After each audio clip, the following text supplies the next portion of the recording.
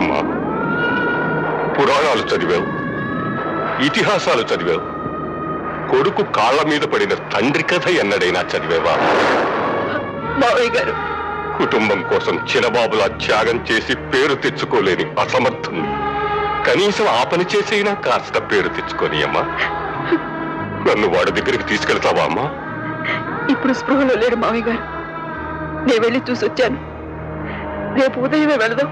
రేపంటే చాలా ఆలస్యమైపోతుందేమో. 8 గంటలు, గంటకు 60 నిమిషాలు. ఈ ముసలాడు ఊపిరాగిపోవడానికి 3 నిమిషాలు చాలు. మావయ్య గారు, అలా మాట్లాడకండి.